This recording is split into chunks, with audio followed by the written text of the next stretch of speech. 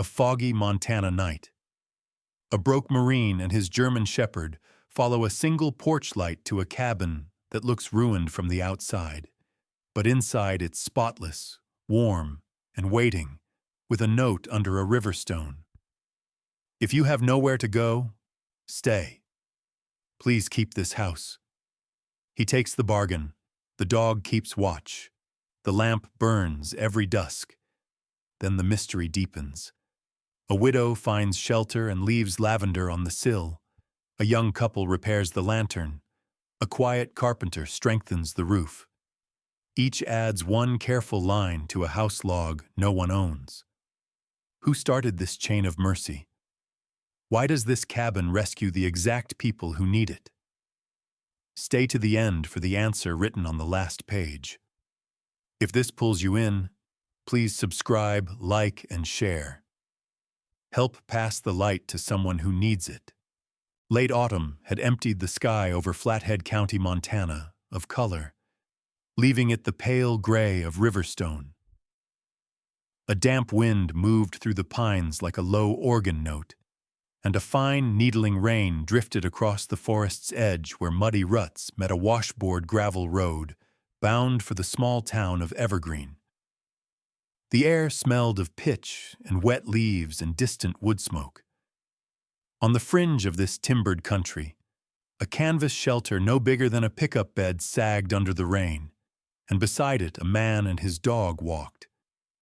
The man keeping a steady, deliberate pace that spoke of training and stubbornness. The dog moving with an alert, almost workmanlike grace. Ethan Walker was 41, tall and rangy, the kind of lean that comes from long miles and short meals. His face had the hard planes and corners of a man who had learned to endure, cheekbones undercut, a square jaw roughened by a day's stubble, a nose slightly flattened from an old break. His brown hair was clipped short, not out of vanity but habit, and the small pale scar above his left eyebrow caught the weak light when he lifted his head. His eyes were a steady gray-green, the color of lake water under cloud, and there was a watchfulness in them. The quiet scanning that had once kept him and others alive. When he spoke, which was seldom, his voice was rough but even, the voice of someone who had learned not to waste what he did not have to spare. Before deployment, he had sold the little house he loved to pay the debts his father left behind, a tangle of unpaid loans and the ruin of a man who drank too much and apologized too late. So when Ethan returned, he returned to nothing but a duffel, a set of calloused hands, and the memory of a mortgage receipt that felt like both duty and loss. Rex, his German Shepherd, was 5 years old, thick-coated and sable-backed, a line of black running from the tip of his ears down his spine. He was large without being hulking, powerful without flash, with a deep chest and a proud carriage that made strangers step aside even as his eyes softened whenever Ethan looked his way. His ears sat like small radars, pivoting toward every twig snap. His nose drew maps from scents the rain had blurred. The dog had been trained for patience and precision, sit, stay, heel, track. But what set him apart was a certain seriousness, as if he knew his work mattered. He moved near Ethan's left knee like a shadow welded to a body, tail low, gait even, taking his cues from the man's breath and the angle of his shoulders. They had been walking since morning, picking at the edges of the forest to scout a better place to pitch the little tent, the ground around the current spot having become a shallow basin of cold water and dead needles. The rain came in slants, then straight, then not at all, as if the sky couldn't decide whether to drown the day or let it live.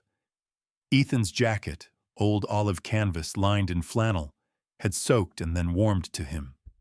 His boots had started the day dry and were now two small, disciplined aquariums. He kept moving to keep the cold out of his bones, and he talked to Rex in the low tone soldiers use for radios and dogs and men who are too tired for speeches.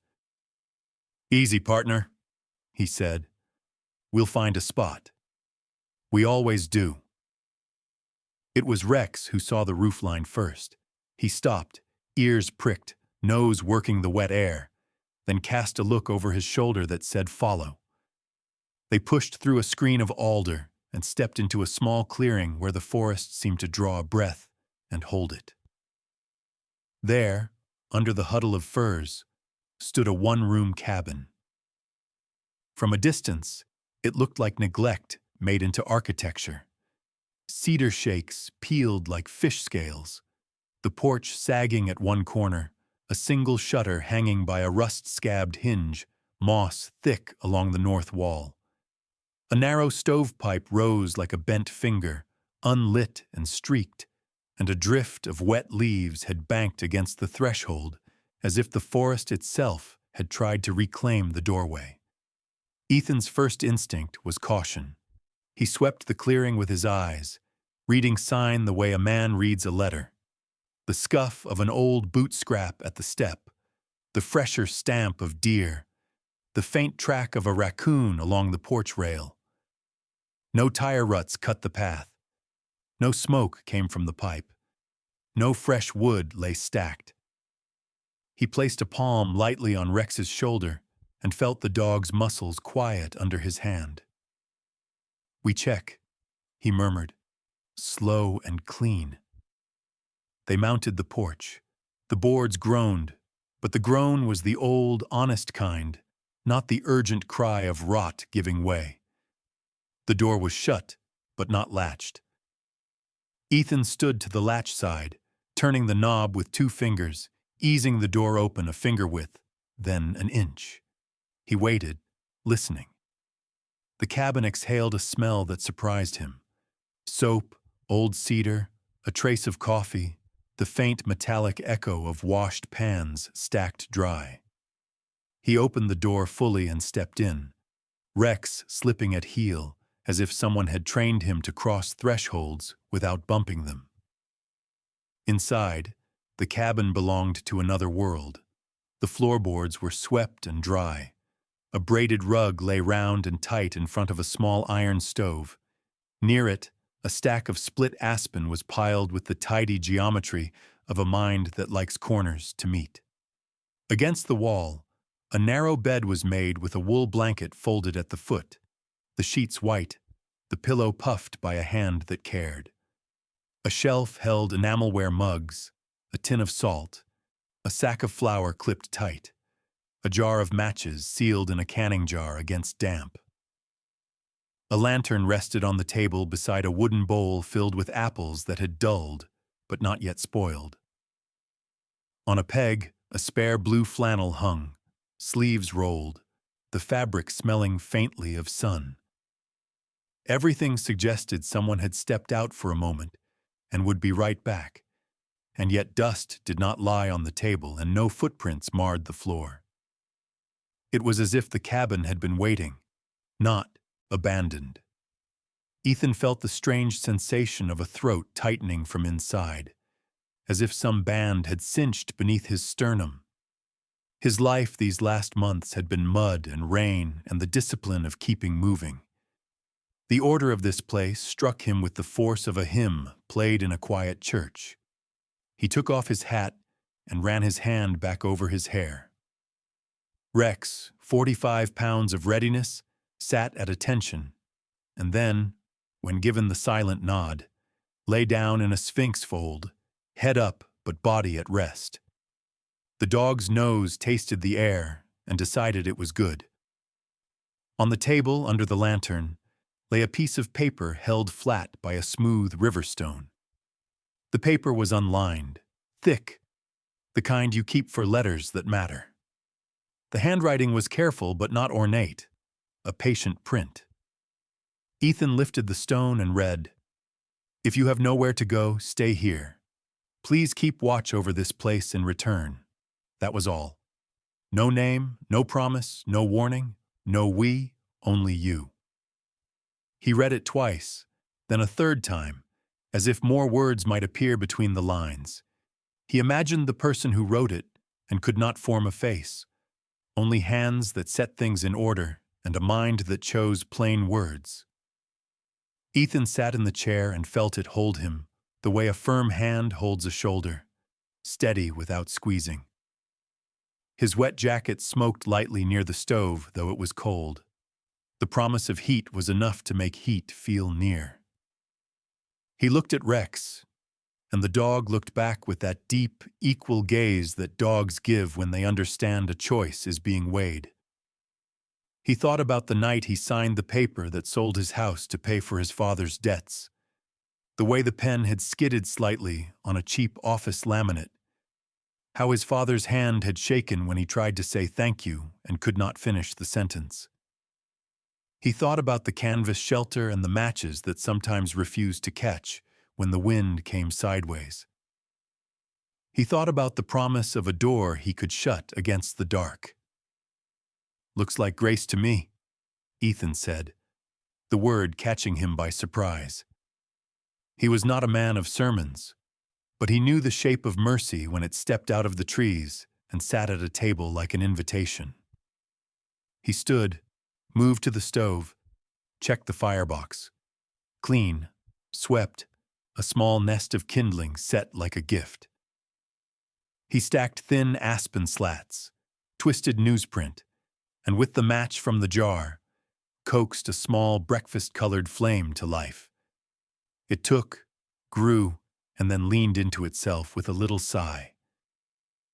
He shed his jacket and boots, set them by the hearth, and toweled Rex with an old cotton cloth hung on a peg, working the dog's thick ruff until it lifted like wheat in wind. "You earned this," he said, and Rex's eyes softened further, the harsh soldier line of him melting into something homelike. Ethan moved through the room slowly, careful not to disturb the order that had been made.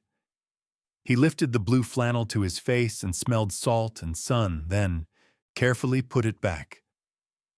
He checked the shelf and found a small note pinned inside the flour tin. "Replace what you use if you can." The words landed in him like a rule he already believed. He set 2 apples on the table, sliced one, shared pieces with Rex, who took them delicately, not snapping, not begging for more. The rain thinned to a hush against the roof, and light winnowed through the small window as if testing the room for worth. Ethan could feel the hard edges inside him loosen by degrees, the guardedness, the readiness to leave before anything could be taken. He understood the terms as plainly as if they had been written. Stay, but keep watch. Use, but tend. Rest, but repair. It felt like a bargain struck not with a person, but with the world itself. He rose, crossed to the table, and set the small note back under the river stone. The way you put a prayer back where you found it so the next pilgrim will know the route. When he looked at Rex again, the dog had settled into a curl that meant contentment rather than duty.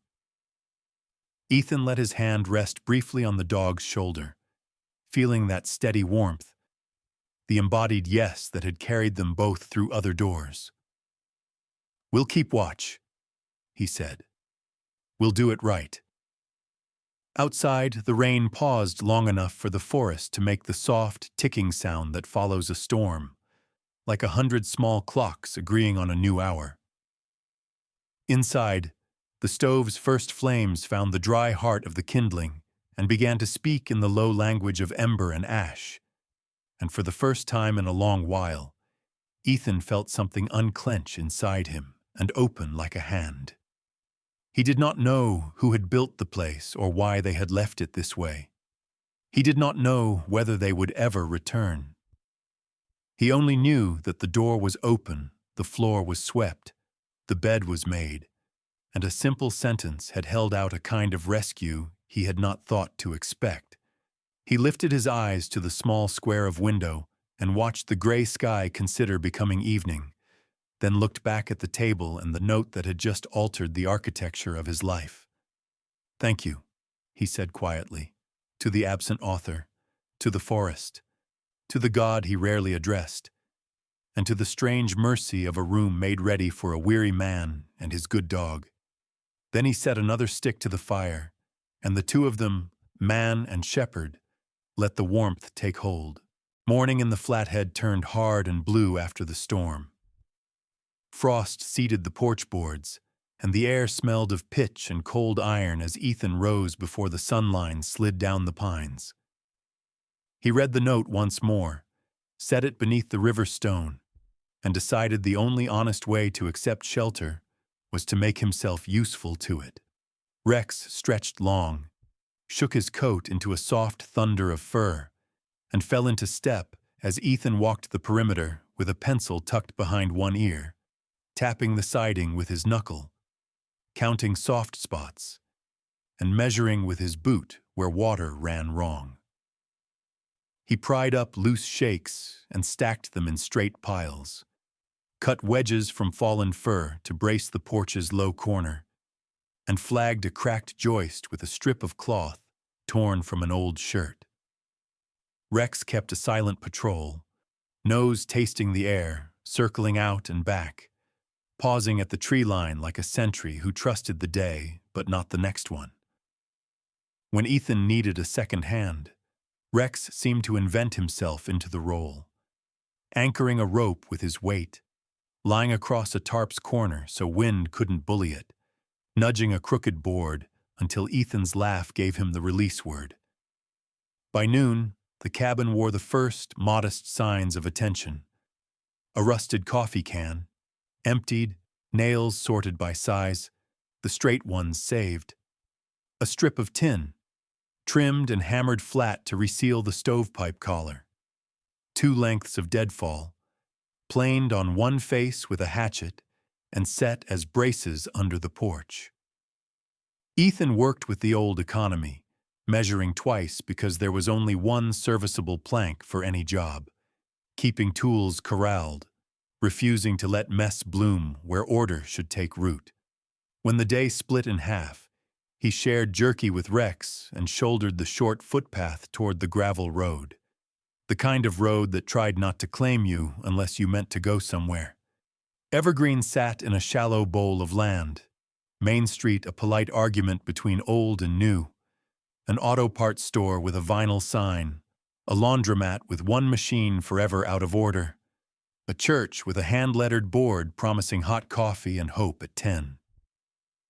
He pushed through the bell ring of Reed's General Store and into heat, light, and the civilized smell of paper, sugar, and floor polish. Behind the counter stood Margaret Reed, late 60s, small-boned and neat as a pincushion, silver hair twisted into a no-nonsense bun. She wore a cardigan the color of oatmeal and half-glasses that rode low on a nose gone a little red from the cold. Her face held the fine-mapped lines of a woman who had smiled more than she'd frowned and survived both.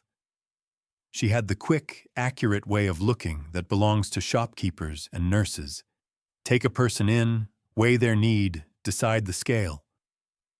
"Morning," she said, voice bright as a bell with a little iron under it. "You look like a man who could use dry matches and something hot. I've got one of those for free." Ethan tipped 2 fingers off his cap. "Matches are good. I'll pass on free." "Suit yourself," she said, but a paper cup of coffee appeared anyway. "What brings you in?" "Replacing what I used," he said, and placed on the counter a small list. Flour, salt, a bar of soap, 2 pounds of nails. He added a can of beans and a tin of oil for good measure, then set down 3 surplus meal packets from a friend who ran a backcountry depot, payment in kind for the cabin's pantry he'd dipped a spoon into. Margaret's mouth softened. "A careful man," she said. "We don't see as many as we used to." "I'm trying to be the kind who gets invited back," he said, and the line made her laugh the way a kettle laughs when it finds boil. On the church lawn, a tall man worked at a fence that had taken one winter too many. He wore a plaid jacket, jeans cuffed above beat-up work boots, and a knit cap that had surrendered style for warmth. His name, as the bulletin board later confirmed, was Pastor John Whitaker, early 50s, long-backed, with the weathered, friendly face of an old high school coach. His jaw was square, clean-shaven, nicked at the corner like a man who rushed the razor and rarely minded a little blood. He had the open, steady gaze of someone who enjoyed people, and the careful hands of someone who understood when to stop talking.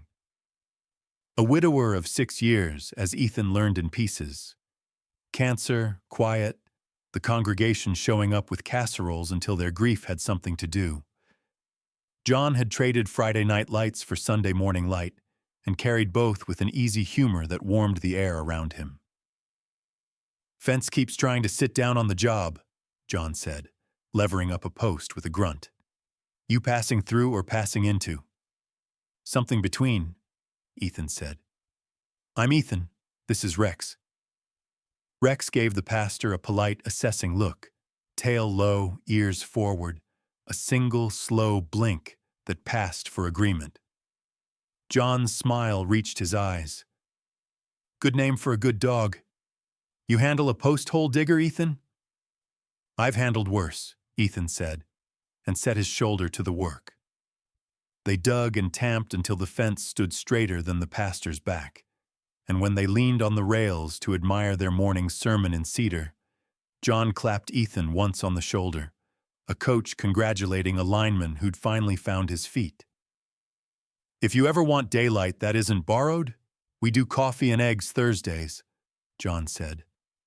"Nobody asks questions they don't plan to help answer." "I'll remember," Ethan said, filing it away like a map coordinate. Back at the cabin, the afternoon laid a honeyed slant of light across the clearing. Ethan planed a new fascia from an old plank and nailed it true, set a drip edge above the door, rehung the lazy shutter, and scrubbed the porch with a stiff brush until wood grain reappeared, like script brought out by careful heat. He cleaned the stovepipe and packed new chinking where wind had found a seam. Rex patrolled, dozed, patrolled again, then shouldered his way close whenever Ethan paused, as if reminding him that rest was not surrender but strategy.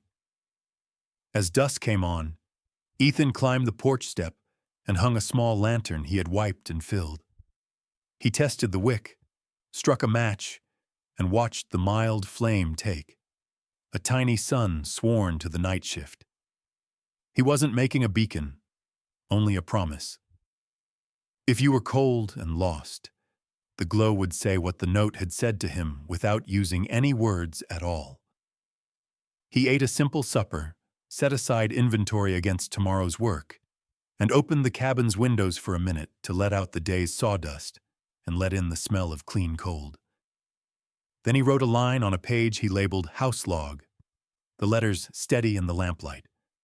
Repaired porch brace, rehung shutter, replaced stovepipe collar, paid Margaret for goods, helped Pastor John with fence.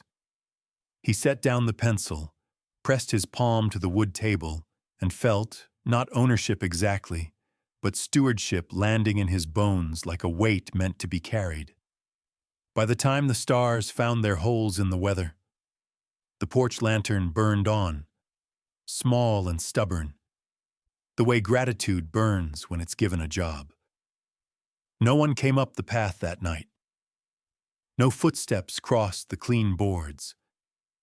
Only the forest breathed, and the cabin breathed back, and a man and a good dog slept in a place they had decided to keep.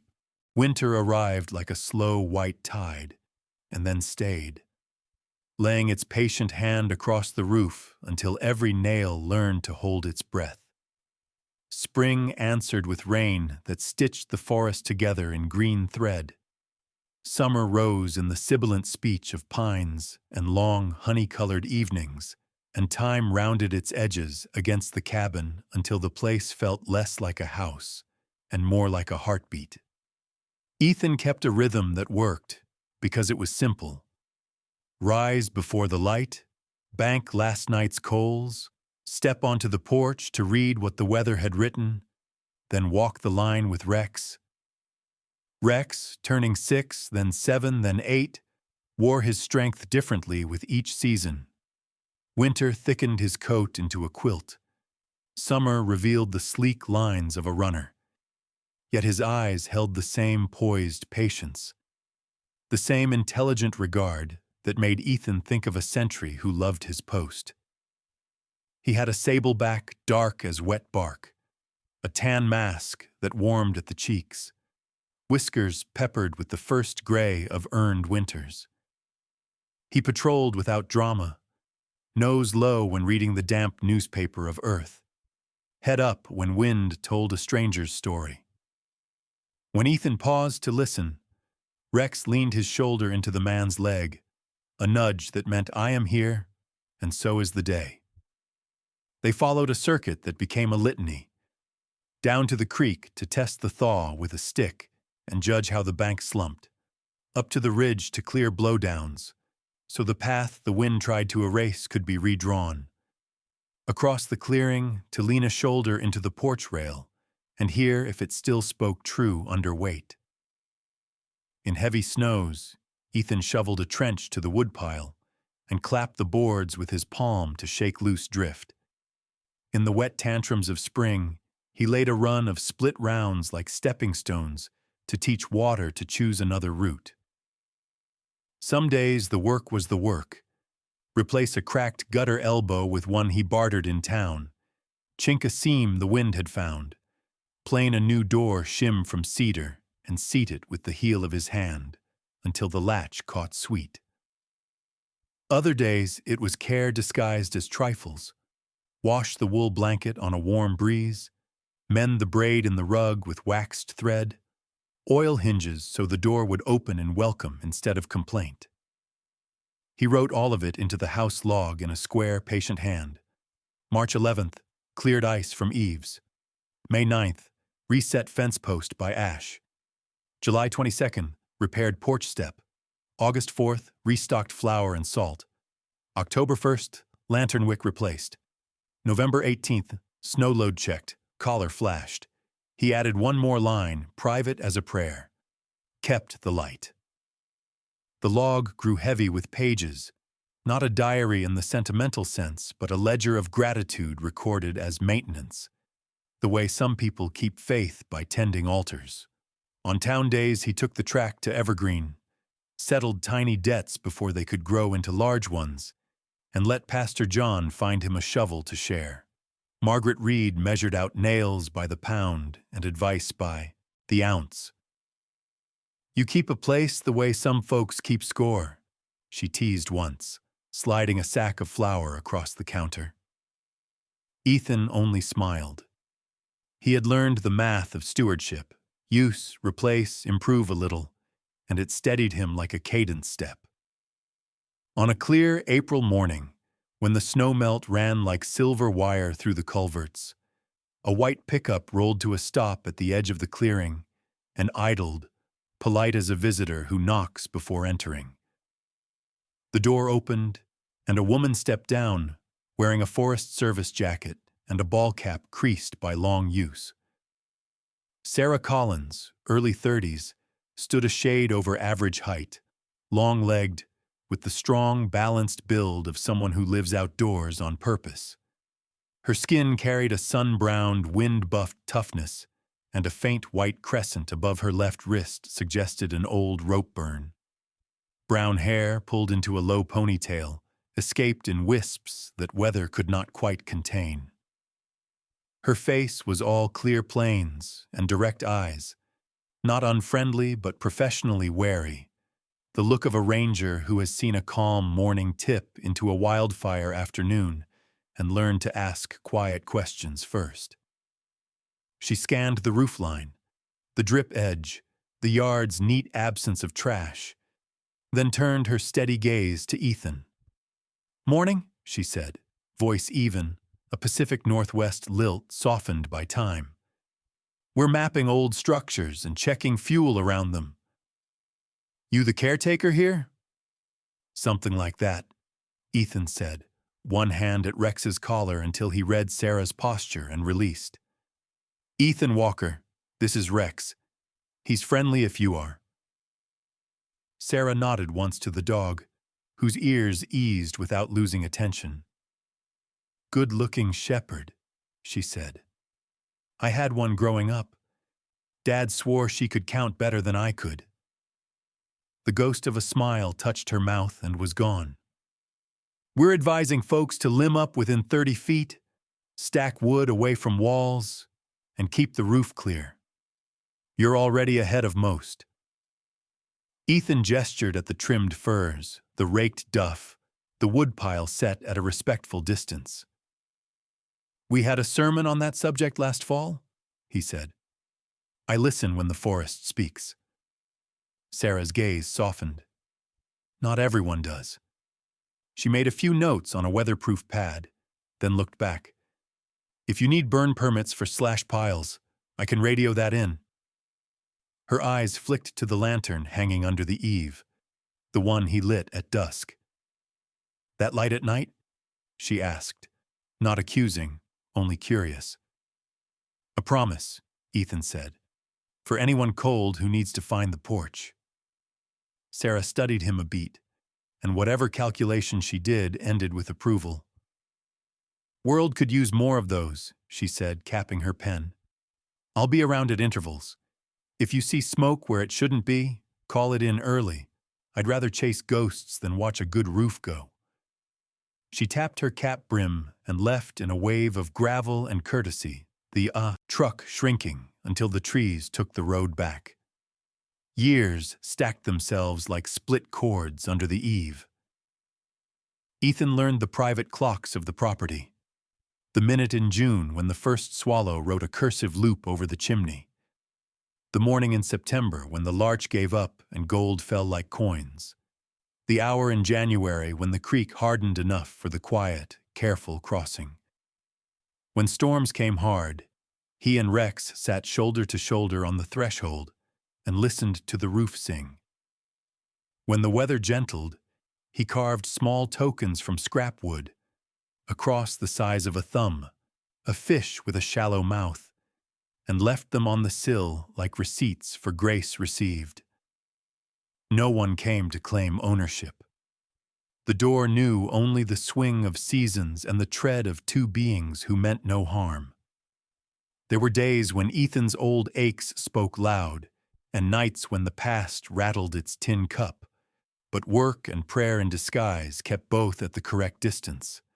Now and then, Pastor John's coffee and eggs Thursdays called him to town, and he let himself be the quiet at a table of talkers, laughing when laughter was the right oil and listening when silence was the better tool. He said little about the cabin, though John and Margaret could read between lines.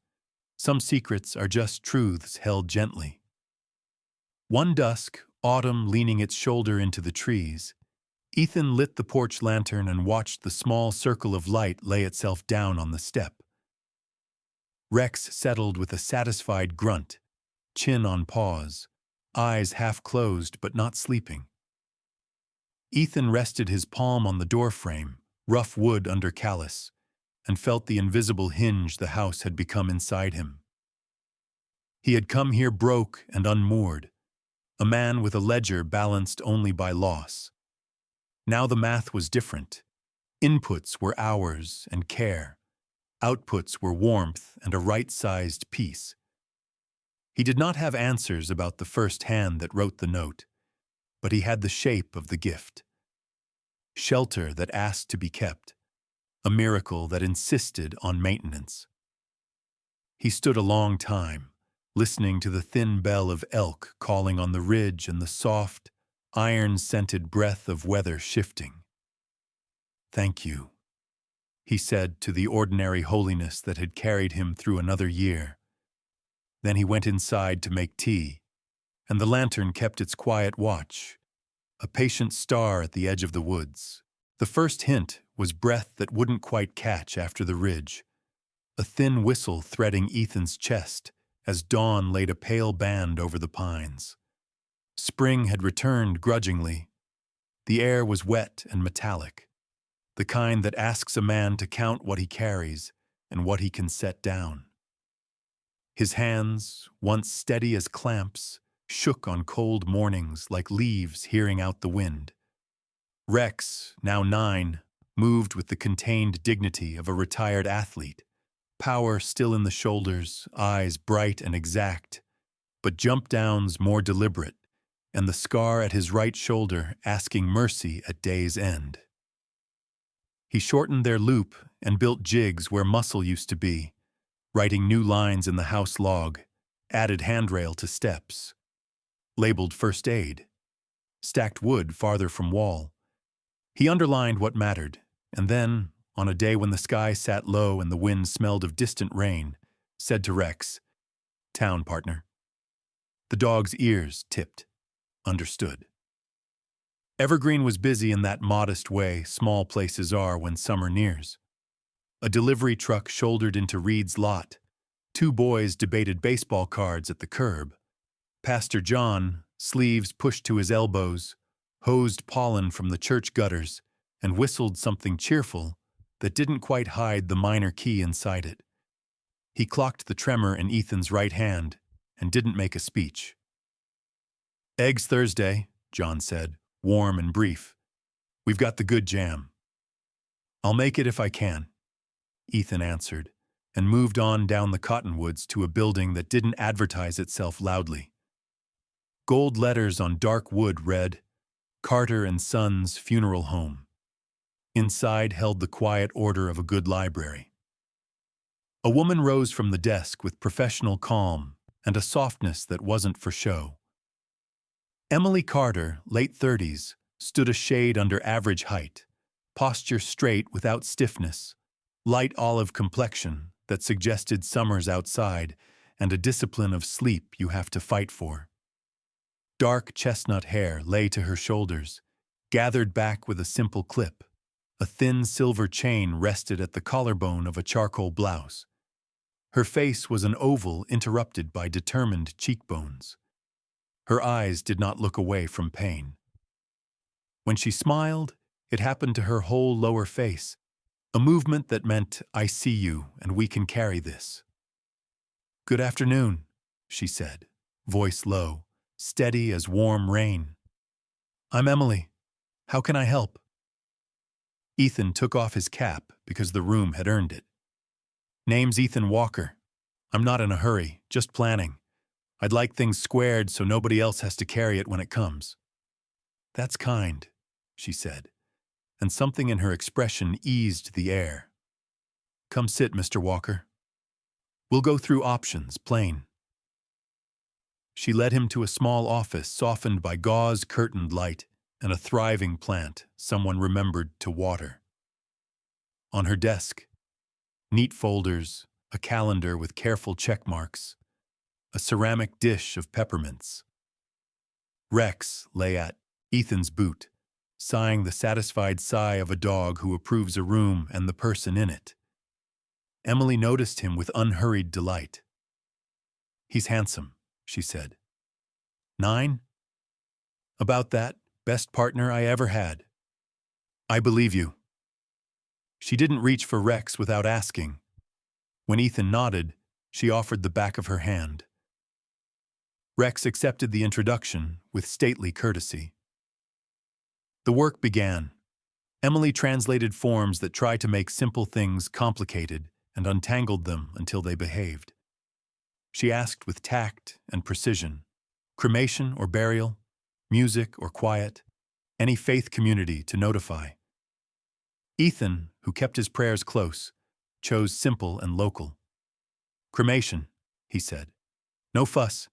If Pastor John wants to say a few words, he can. Otherwise, just clean." "We can do that," Emily said. "You can designate where the ashes should rest. Some keep them, some scatter at a meaningful place. There's paperwork to allow a private scattering on your own property if it's lawful. I can help with that." Ethan pictured the threshold where the lantern burned and the creek when it went quiet enough to cross without breaking it. "I'll write it down," he said. "There's a log at the cabin, directions, tools, what's where. I'll put it there and here." Emily's gaze warmed in a way that did not pity. "That's a gift to whoever loves you later, even if they haven't met you yet," she said. "Costs are here, itemized. Nothing hidden. If any line doesn't make sense, we'll erase it or explain it." They walked the details. She suggested a small, simple box of plain wood. Honest, durable, and he nodded. She asked whom to contact. He gave Pastor John and Margaret Reed. She asked about the dog. He wrote, "Rex to stay with me as long as he wants, then with whoever the house chooses next." Emily read that line twice and smiled like a person who had been given a reason to keep doing her job. "If you want, I can keep a copy of your instructions," she said, sliding a folder across. "You take one, I keep one. When the time comes, the rest is just carrying out what you already did today." They shook hands. Emily's grip was dry and exact, the handshake of a person who knows where steadiness lives. At the door, she slipped Rex a peppermint with a conspirator's glance at Ethan. The dog sniffed, chose dignity over candy, and Emily laughed softly at herself. Outside, clouds crowded the ridgeline. Ethan stopped by Reed's for lamp oil and nails. Margaret eyed him the way a mother hen eyes weather and slid a small loaf across the counter as if it had simply decided to be his. He didn't argue. Back at the church, John lowered the hose and nodded toward the mountains. "Storm," he said. "Likely," Ethan answered. They shared a silence old men use, though only one of them was old. By the time Ethan and Rex reached the clearing, the light had gone pewter. He filled the lantern, trimmed the wick, and set it under the eave. Inside, he laid the house log open on the table and, beside the first note he had found years ago, placed a new page he had written in block letters that wouldn't shake if hands did. "Thank you to the owner I never met. This house saved my life. If you find this place when you have nowhere else, please stay. Keep it as I have kept it. Repair, replace, and leave it better. The pantry list is in the next pages.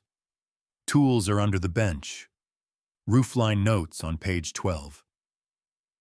If I go before you arrive, I have asked Emily Carter at Carter & Sons and Pastor John to see things done simply. May God guide the next keeper home." He slid the note under the same river stone that had once anchored his rescue, then added to the log, July 12th, met with Emily, arranged matters, placed instructions with the stone. He closed the book, set his palm on it, and felt a hush that wasn't sad so much as right-sized. Rex pressed his head against Ethan's thigh, asking nothing, promising everything a good dog can promise. Ethan stroked the grizzled ruff and looked at the lantern painting its gentle circle on the step. "We'll keep watch," he told the room, voice soft but sure. "Until it's someone else's turn." Spring came thin and bright, snow retreating into the timber like a tide that had finally learned its place. On a morning edged with birdsong and the resin-sweet promise of sap, Ethan set the lantern wick to right, smoothed the house log with a steady palm, and checked the river stone that held his message to whoever might need it next. He stood with Rex on the porch a long while, counting what he had kept and what had kept him. Then he shouldered his field jacket, slipped the log back into its drawer, and spoke the order that had always meant forward. "Come on, partner." They took the path toward Evergreen, the lantern's glass catching one last chip of sun as if to nod them on. After that, the story of the place learned to speak in other hands.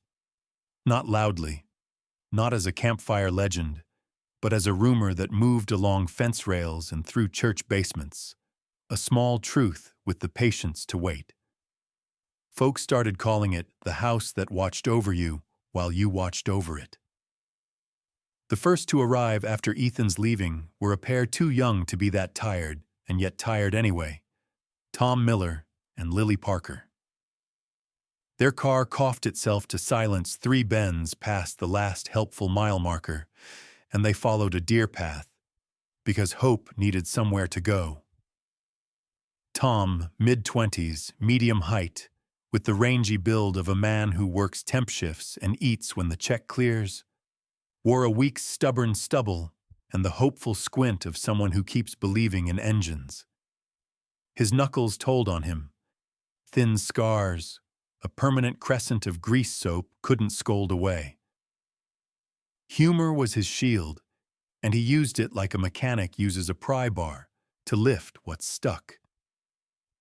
Lily, a shade taller when she remembered to stand straight, had warm brown skin like chipped cinnamon and a bright cloud of coils she tried to teach manners with a red bandana.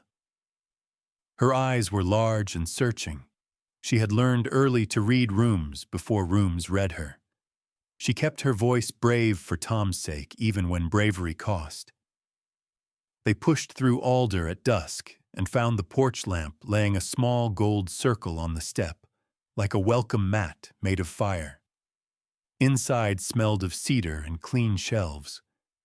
The note under the river stone didn't require translation. Tom read it once, Lily read it twice, and then they set their packs down the way people set burdens down when they realize they have permission. They were careful. They were grateful.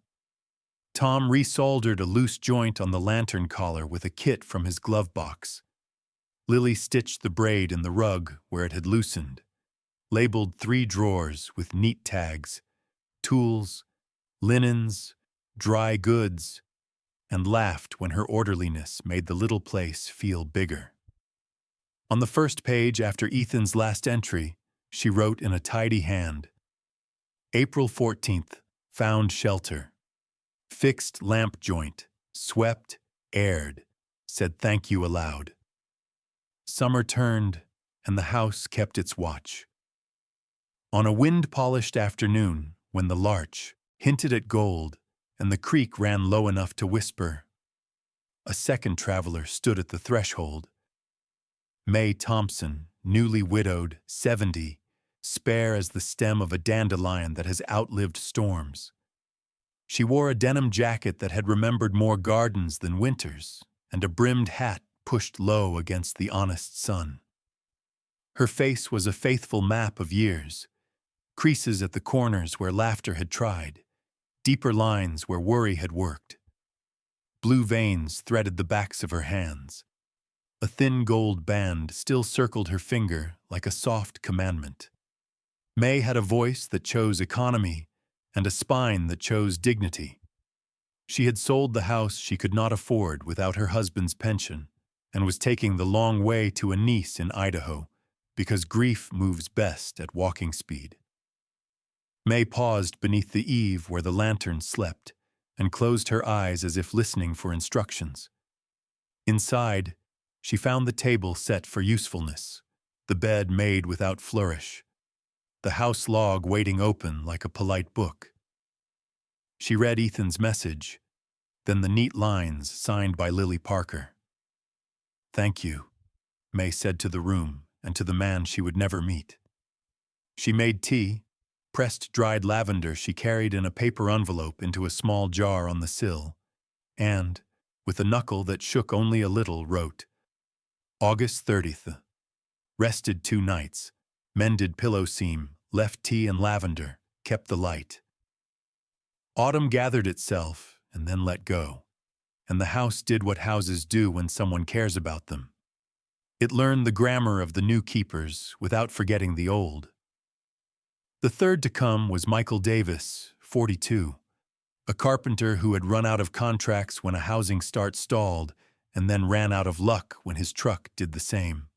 Michael stood broad in the doorframe, the kind of big that comes from years of lifting what other folks planned, with forearms cross-hatched by the mild tattoos men collect in their 20s and keep because they earned them. His beard was 2 weeks past neat and 2 days before surrender.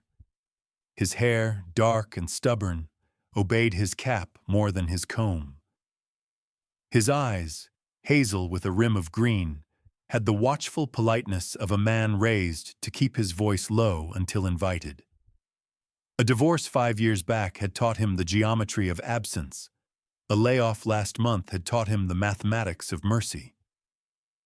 Michael didn't ask if he could stay. He asked what needed fixing.